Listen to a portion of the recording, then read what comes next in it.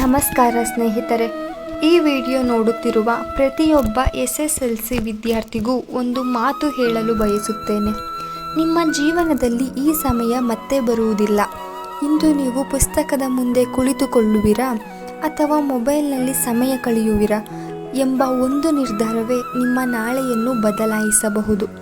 ಬಹಳ ವಿದ್ಯಾರ್ಥಿಗಳು ಹೇಳುತ್ತಾರೆ, ಇನ್ನೂ ಸಮಯವಿದೆ, ನಾಳೆಯಿಂದ ಓದುತ್ತೇನೆ. ಆದರೆ ಆ ನಾಳೆ ಎಂದಿಗೂ ಬರುವುದಿಲ್ಲ. ದಿನಗಳು ಕಳೆಯುತ್ತವೆ, ಪರೀಕ್ಷೆ ಹತ್ತಿರ ಬರುತ್ತದೆ, ಆಗ ಭಯ ಶುರುವಾಗುತ್ತದೆ. ನಿಮ್ಮ ಕನಸುಗಳು ದೊಡ್ಡದಾಗಿದ್ದರೆ ನಿಮ್ಮ ಶ್ರಮವೂ ದೊಡ್ಡದಾಗಿರುತ್ತದೆ. ವೈದ್ಯರಾಗಬೇಕು, ಇಂಜಿನಿಯರ್ ಆಗಬೇಕು, ಪೊಲೀಸ್ ಆಗಬೇಕು, ಶಿಕ್ಷಕರಾಗಬೇಕು ಅಥವಾ ಯಾವುದೇ ಕ್ಷೇತ್ರದಲ್ಲಿ ಯಶಸ್ಸು ಸಾಧಿಸಬೇಕು ಎಂದರೆ ಅದರ ಅಡಿಪಾಯವನ್ನು ನೀವು ಇಂದು ಹಾಕಬೇಕು. 1 ಗಂಟೆ ಮನಸ್ಸಿಟ್ಟು ಓದಿದರೆ ಅದು 10 ಗಂಟೆ ಪುಸ್ತಕ ತೆರೆದು ಕುಳಿತಿದ್ದಕ್ಕಿಂತ ಹೆಚ್ಚು ಮೌಲ್ಯವಾಗಿರುತ್ತದೆ. ಓದುವಾಗ ಸಂಪೂರ್ಣ ಗಮನ ಕೊಡಿ. ಮೊಬೈಲನ್ನು ಸ್ವಲ್ಪ ದೂರ ಇಡಿ. ಪ್ರತಿದಿನ ಒಂದು ಗುರಿ ಇಟ್ಟು ಅದನ್ನು ಪೂರ್ಣಗೊಳಿಸಿ.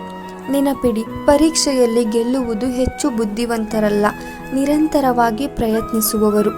ಒಂದು ದಿನದ ಸೋಲು ನಿಮ್ಮ ಜೀವನದ ಅಂತ್ಯವಲ್ಲ.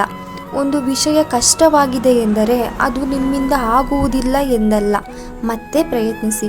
ಶಿಕ್ಷಕರನ್ನು ಕೇಳಿ, ಸ್ನೇಹಿತರೊಂದಿಗೆ ಚರ್ಚಿಸಿ, ಆದರೆ ಕೈ ಬಿಡಬೇಡಿ. ನಿಮ್ಮ ತಂದೆ ತಾಯಿಯ ತ್ಯಾಗವನ್ನು ಒಮ್ಮೆ ನೆನಪಿಸಿಕೊಳ್ಳಿ. ಅವರು ನಿಮ್ಮ ಭವಿಷ್ಯಕ್ಕಾಗಿ ಎಷ್ಟು ಶ್ರಮ ಪಡುತ್ತಾರೆ.